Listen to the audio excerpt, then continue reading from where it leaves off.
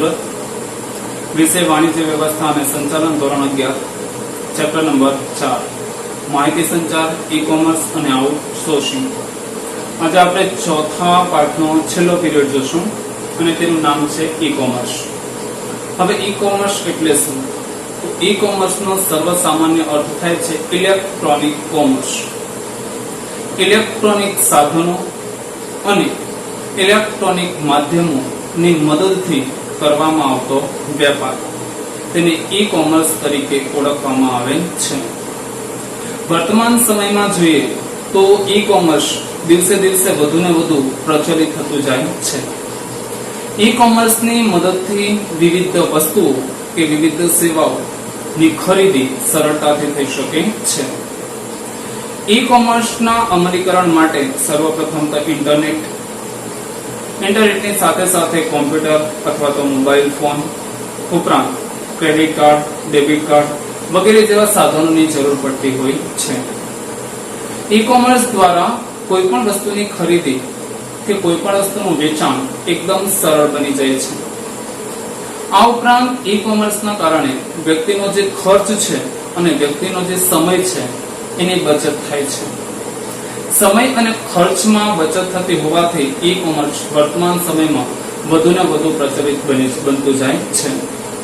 ઉપરાંત ઈ કોમર્સની મદદથી વ્યક્તિ કોઈ પણ સ્થળેથી કોઈ પણ સમયે કોઈ પણ વસ્તુની ખરીદી કરી શકે છે અને ખરીદી કર્યા બાદ એ વિવિધ માધ્યમો દ્વારા વસ્તુના નાણાંની ચૂકવણી કરી શકે છે. આથી કાર્ય ઝડપી બને છે, કાર્ય સરળ બને છે, નાણાંની બચત થાય છે. આથી દિવસે દિવસે ઈ કોમર્સ વધુ ને વધુ પ્રચલિત થતું જાય છે.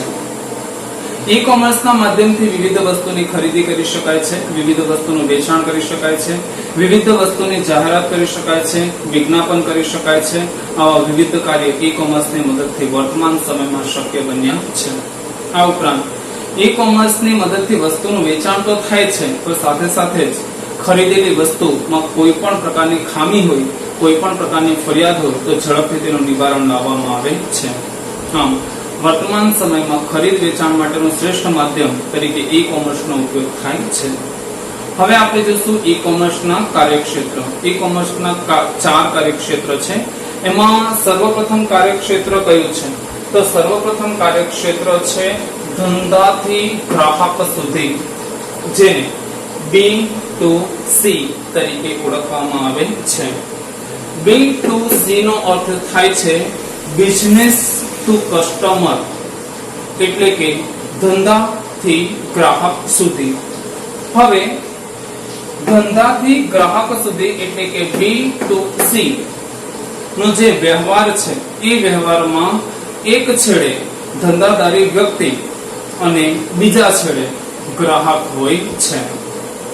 હવે વેપારી એ ઇન્ટરનેટની મદદથી વેબસાઇટ દ્વારા વિવિધ વસ્તુઓનું ઓનલાઈન વેચાણ કરે છે. આ B2C ના વ્યવહારમાં જે વેપારી છે એ વિવિધ વસ્તુનું વેબસાઇટની મદદથી વેચાણ કરે છે. વેબસાઇટ પર વસ્તુ અને વસ્તુને લગતી તમામ માહિતી મૂકવામાં આવેલી હોય છે. હવે ગ્રાહકને જે વસ્તુની ખરીદી કરવી છે તે વસ્તુની પસંદગી કરી કોઈ પણ સમયે કોઈ પણ સ્થળેથી ઓર્ડર આપી શકે છે. આમ B2C નો વ્યવહાર એમાં ગ્રાહક અને વેપારી એ બંને સ્વતંત્ર છે અને સાથે સાથે જ તેમની વચ્ચે કોઈ પણ પ્રકારની મધ્યસ્થી એટલે કે વચેટિયાઓ હોતા નથી. આથી ગ્રાહકને વસ્તુ સસ્તી મળે છે. દાખલા તરીકે આપણે ઉદાહરણ તરીકે જોવા જઈએ તો Amazon.com. Amazon એ ગ્રાહકને આ પ્રકારની સુવિધા આપતી જોવા મળે છે. તો આપણો સર્વપ્રથમ વ્યવહાર છે B2C નો વ્યવહાર. B2C ના વ્યવહારને ધંધાથી ગ્રાહક સુધીના વ્યવહાર તરીકે ઓળખવામાં આવે છે. આ વ્યવહારમાં એક છેડે ધંધાદારી વ્યક્તિ એટલે કે બિઝનેસ એટલે કે ધંધાદારી વ્યક્તિ હોય છે અને બીજા છેડે કસ્ટમર એટલે કે ગ્રાહક હોય છે. હવે ઇન્ટરનેટ પર વેબસાઇટની મદદથી વેચાણ કરવામાં આવે છે કે જે વેપારી છે એ ઇન્ટરનેટ પર વેબસાઇટની મદદથી વિવિધ વસ્તુઓનું વેચાણ ગ્રાહકને કરતો જોવા મળે છે. કોઈ પણ સ્થળેથી, હવે ગ્રાહક એ કોઈ પણ સ્થળેથી અને કોઈ પણ સમયે વસ્તુ પસંદ કરી ઓર્ડર આપી શકે છે. ઓનલાઈન વ્યવહારોમાં સમય કે સ્થળની મર્યાદા નડતી નથી. વ્યક્તિ કોઈ પણ સ્થળેથી કોઈ પણ સમયે વસ્તુ પસંદ કરીને ઓર્ડર આપી શકે છે અને અહીં બંને સ્વતંત્ર છે. ધંધાદારી વ્યક્તિ અને ગ્રાહક વચ્ચે કોઈ મધ્યસ્થી હોતી નથી. હવે ધંધાથી ગ્રાહક સુધીના વ્યવહારમાં એટલે કે બિઝનેસ ટુ કસ્ટમરના વ્યવહારમાં મધ્યસ્થી નથી, કોઈ પણ પ્રકારની મધ્યસ્થી હોતી નથી. આથી વેપારી એ વસ્તુનું વેચાણ કરે છે, ગ્રાહક એ ખરીદી કરે છે. જે વેચાણ અને ખરીદીની પ્રક્રિયા છે, જે વેપારી અને ગ્રાહક વચ્ચે થાય છે, એ ખૂબ જ ઝડપી અને સાથે સાથે ખૂબ જ સરળ બની જાય છે. ઉદાહરણ તરીકે જોઈએ તો Amazon.com. Amazon એ પોતાના ગ્રાહકોને B2C ની સેવા આપે છે કે ગ્રાહક કોઈ પણ સ્થળેથી વસ્તુની ખરીદી કરવા માટે ઓર્ડર આપી શકે છે. કોઈ મધ્યસ્થી હોતી નથી. વેબસાઇટની મદદથી વસ્તુનું વેચાણ થાય છે.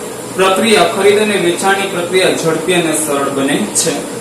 ત્યારબાદ આપણો બીજો વ્યવહાર છે ધંધાથી ધંધા સુધીનો, જેને આપણે B2B ના વ્યવહાર તરીકે ઓળખીએ છીએ, જેને અંગ્રેજીમાં બિઝનેસ ટુ બિઝનેસ તરીકે ઓળખવામાં આવે છે. હવે ધંધાથી ધંધા સુધીના વ્યવહારમાં એક છેડે ધંધાદારી વ્યક્તિ હોય છે અને બીજા છેડે પણ ધંધાદારી વ્યક્તિ હોય છે. ધંધાદારી વ્યક્તિએ હંમેશા એકબીજા પર અવલંબન, એકબીજા પર આધાર રાખવાનો હોય છે. તો આ ઈ-કોમર્સ દ્વારા એક ધંધાદારી વ્યક્તિ એ બીજા ધંધાદારી વ્યક્તિ પર સરળતાથી આધાર રાખી શકે છે. દાખલા તરીકે કાર બનાવતી કંપની હોય તો તેણે ટાયર માટે અન્ય જે ધંધાદારી વ્યક્તિ છે, અન્ય ઉત્પાદક છે, તેના પર આધાર રાખવો પડે છે. એટલે અહીં એક ધંધાદારી વ્યક્તિ એ બીજા ધંધાદારી વ્યક્તિ પર અવલંબન ધરાવે છે, આધાર રાખે છે. અને ઈ-કોમર્સ ના કારણે આ અવલંબન રાખવાની પ્રક્રિયા એકદમ સરળ બની જાય છે. તો ધંધાથી ધંધા સુધીનો વ્યવહાર, જેને B2B ના વ્યવહાર તરીકે ઓળખવામાં આવે છે, બિઝનેસ ટુ બિઝનેસ. હવે ધંધાદારી વ્યક્તિ એકબીજા પર અવલંબિત હોય છે, એટલે કે એકબીજા પર આધાર રાખતા હોય છે. તો B2B ના વ્યવહારથી આ અવલંબન એકદમ સરળ બની જાય છે અને એકદમ સરળની સાથે સાથે જ આ અવલંબન એકદમ અસરકારક બની જાય છે. તો B2B ના વ્યવહારના કારણે આ અવલંબન સરળ અને અસરકારક બને છે. પુરવઠાકાર, વિતરક, આ બંને વચ્ચે પુરવઠાકાર છે જે પુરવઠો પૂરો પાડે છે, જે માલની વેચણી કરે છે, વિતરક અને મધ્યસ્થી, આ બધા જ વચ્ચે એક સંબંધની સ્થાપના થાય છે B2B ના વ્યવહારના કારણે. ત્યારબાદ આ વ્યવહારથી પુરવઠા વ્યવસ્થાપન, માલના જથ્થાની યાદીનું વ્યવસ્થાપન અને ચૂકવણીનું વ્યવસ્થાપન એકદમ સરળતાથી કરી શકાય છે. તો આમ B2B નો વ્યવહાર એટલે કે ધંધાથી ધંધા સુધીનો વ્યવહાર, બિઝનેસ ટુ બિઝનેસ સુધીનો વ્યવહાર. આ વ્યવહારમાં એક સ્થળે ધંધાદારી વ્યક્તિ હોય છે અને બીજા છેડે પણ ધંધાદારી વ્યક્તિ જ હોય છે.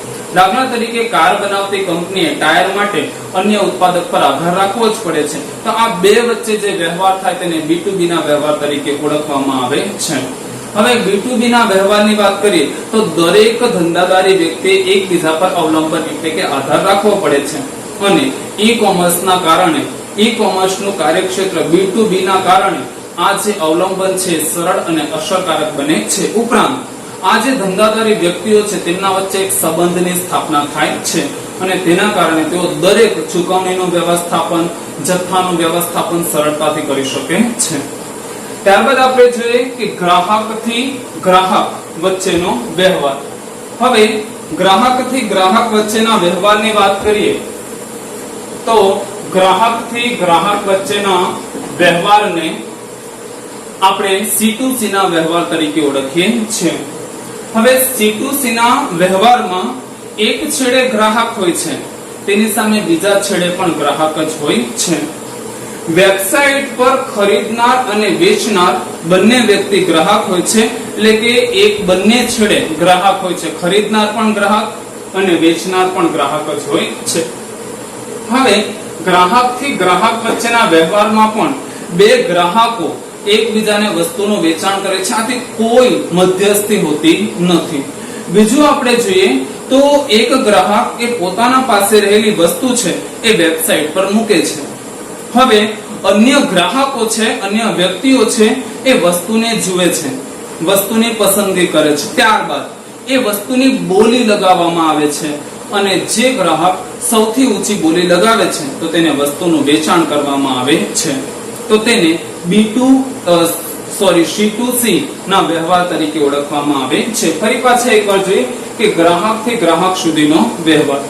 ગ્રાહક થી ગ્રાહક સુધીના વ્યવહારને C2C નો વ્યવહાર તરીકે ઓળખવામાં આવે છે, એટલે કે કસ્ટમર ટુ કસ્ટમર. હવે C2C ના વ્યવહારમાં એક છેડે ગ્રાહક હોય તો તેના બીજા છેડે પણ ગ્રાહક જ હોય છે. વેબસાઇટની મદદથી એક ગ્રાહક એ બીજા ગ્રાહકને વસ્તુનું વેચાણ કરે છે. વેબસાઇટની મદદથી બે ગ્રાહક વચ્ચે ખરીદ વેચાણની પ્રવૃત્તિ થાય છે, જેમાં કોઈ મધ્યસ્થી હોતી નથી. એક ગ્રાહક એ પોતાના પાસે રહેલી વસ્તુ એ વેબસાઇટ પર મૂકે છે અને અન્ય વ્યક્તિઓ એ વસ્તુને વેબસાઇટ પર જોઈ છે. જે ગ્રાહક હવે વેબસાઇટ પર વસ્તુની હરાજી થાય છે, જે ગ્રાહક સૌથી ઊંચી બોલી લગાવે છે તેને વસ્તુનું વેચાણ કરવામાં આવે છે. તો ગ્રાહક થી ગ્રાહક સુધીના વ્યવહારના ઉદાહરણ જોઈએ તો OLX.com, Quikr.com આ ગ્રાહક થી ગ્રાહક સુધીના વ્યવહારની સેવા આપતા વર્તમાન સમયમાં જોવા મળે છે. અને આપણો છેલ્લો વ્યવહાર છે ગ્રાહક થી ધંધા સુધી, એટલે કે કસ્ટમર ટુ બિઝનેસ. ગ્રાહકને પરવડે તે રીતે અથવા તો ગ્રાહકને પરવડે તે રીતે અથવા તો નિશ્ચિત ઉત્પાદન કે સેવા માટે, ગ્રાહકને પરવડે તે રીતે અથવા તો નિશ્ચિત ઉત્પાદન કે સેવા માટે ગ્રાહકની ચૂકવવાની ક્ષમતાના આધારે વસ્તુ કે સેવાનું વેચાણ કરવામાં આવે છે. હવે જે ઉત્પાદક કે વેપારી છે જે વસ્તુ કે સેવાનું વેચાણ કરવા ઈચ્છતા હોય છે તેઓ અગાઉથી જ વસ્તુની કિંમત અને વસ્તુના વેચાણ અંગેની શરતો ગ્રાહકને જણાવી દે છે, જેથી ગ્રાહક સરળતાથી વસ્તુ કે સેવાની ખરીદી કરી શકે છે અને અગાઉથી જ કિંમતો અને કિંમત અને શરતો જણાવી દેવાના કારણે શું થાય છે તો ભાવતાલ કરવામાં સમય બગડતો નથી. આથી ખરીદ અને વેચાણની પ્રક્રિયા ખૂબ જ ઝડપી બની જાય છે. તો આપણે જોઈએ ગ્રાહક થી ધંધા સુધી, જેને C2B એટલે કે કસ્ટમર ટુ બિઝનેસ ના વ્યવહાર તરીકે ઓળખવામાં આવે છે. હવે આ વ્યવહારમાં એક છેડે કસ્ટમર એટલે કે ગ્રાહક અને બીજા છેડે બિઝનેસ એટલે કે ધંધાદારી વ્યક્તિ હોય છે.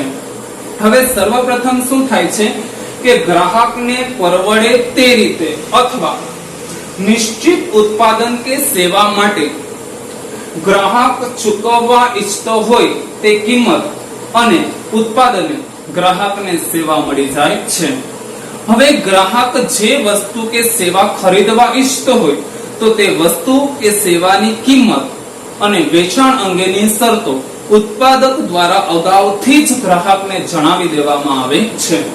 તો ઉત્પાદક અગાઉથી જ વસ્તુ કે સેવાના વેચાણ અંગે વસ્તુની કિંમત અને શરતો ગ્રાહકને અગાઉથી જ જણાવી દે છે.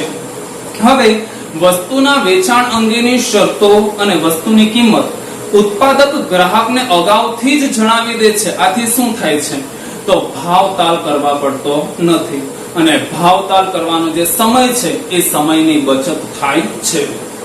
ચૂકવણી ગ્રાહક દ્વારા નક્કી કરવામાં આવે છે કે ગ્રાહક કઈ રીતે ચૂકવણી કરશે.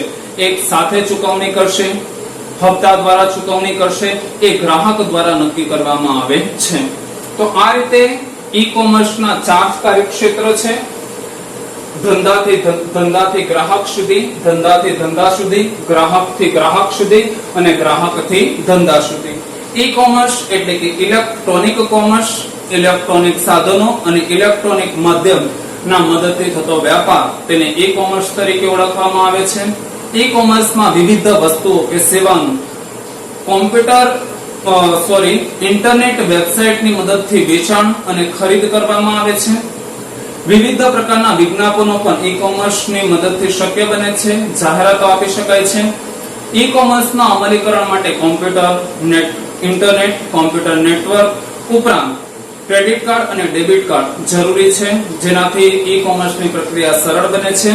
ઈ કોમર્સ દ્વારા ખરીદ અને વેચાણ એ ઝડપી અને સરળ બની જાય છે. સાથે સાથે જે નાણાંનો વ્યય થાય છે એને અટકાવી શકાય છે અને વર્તમાન સમયમાં ઈ કોમર્સ એ વધુ ને વધુ પ્રચલિત બનતું જાય છે.